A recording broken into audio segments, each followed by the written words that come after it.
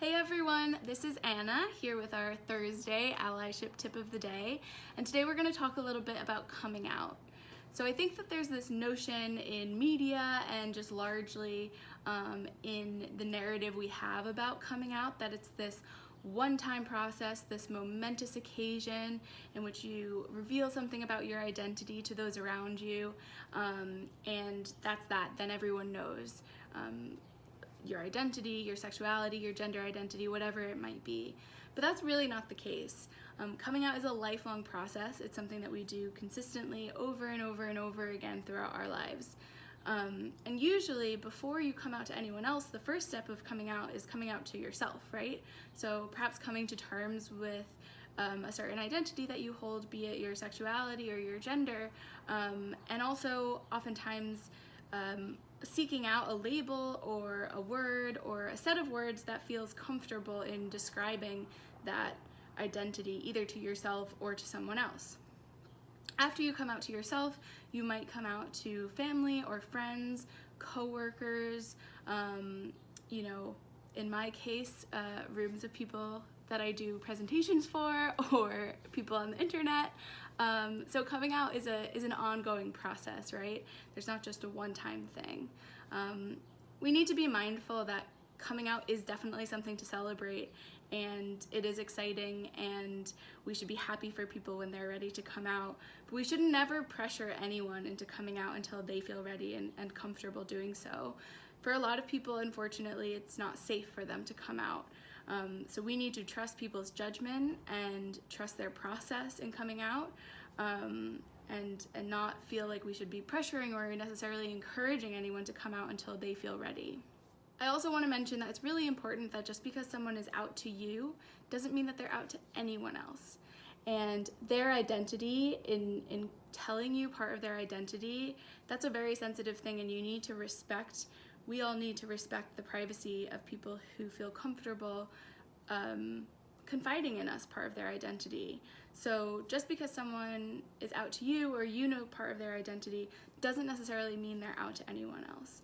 So it's important that you check with them about who they're comfortable talking about this around, who they're comfortable being out in front of, because it's not the case for everyone that just because they're out to you means they're out to other friends or other coworkers or other family members. And so it's really important that we respect privacy and those boundaries.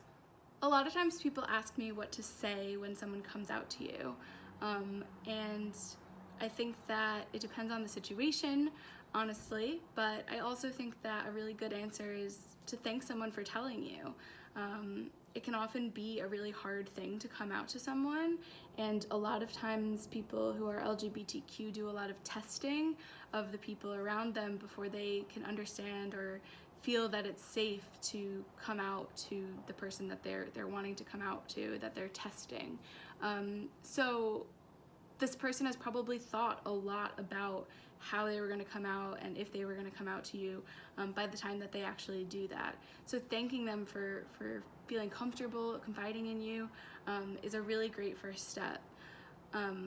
Also, there are so many labels out there, and words are important because they can give us a sense of identity and feel like they capture a really, really huge experience of, be it gender or sexuality, in a word. And so labels are super important, but I also think that a good step to take is to ask what a word means to someone when they come out to you. So for example, I came out as queer, and a lot of people, that can mean a lot of different things to different people, right?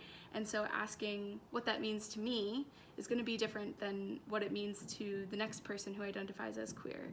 And so asking someone what that means to them in an empathetic and encouraging and validating way is a really good way to show that you're interested and you care and that you're there to listen to them and support them through this process. So to wrap up really quick about coming out, the first thing we talked about was just that coming out is an ongoing process, and people should feel able to come out at their own pace, and we should never out someone to someone else or pressure someone to come out, because people think a lot about who they're ready to come out to and when, and people deserve to have the space and time to do that on their own terms. Secondly, we should thank people when they come out to us and trust that they've taken a lot of time and put a lot of thought into how and when and to whom they wanted to do that. So thanking someone for coming to you with part of their identity is a really great way to start a conversation with someone who's just come out to you. And lastly, engaging in that conversation and asking some questions in an empathetic and validating way that shows that you care about this person's identity and that you're happy for them and that you're proud of them. Understanding coming out is a vital piece to understanding what the experience of LGBTQ people might be like. And just to note that people's experiences of coming out are vastly different. For some people, it's a very positive experience, and for others, it is really not, and it can be very triggering and harmful to think about. So just to be mindful of that as we're talking about coming out. It's not a uniform experience for everyone who goes through it. So thank you so much for tuning in on this Thursday. As you can see, I'm wearing green for our Colors of the Rainbow Pride campaign, and so I hope you are too. A reminder to take a photo of yourself in something green and tag CT Pride Center in it for a chance to win a t-shirt from TCC. Thank you so much for tuning in again today, and I will see you tomorrow for our last tip of the day, and then on Saturday for our Q&A. You've all been sending in some questions, and I'm so excited to answer them for you all on Saturday. I'll see you tomorrow.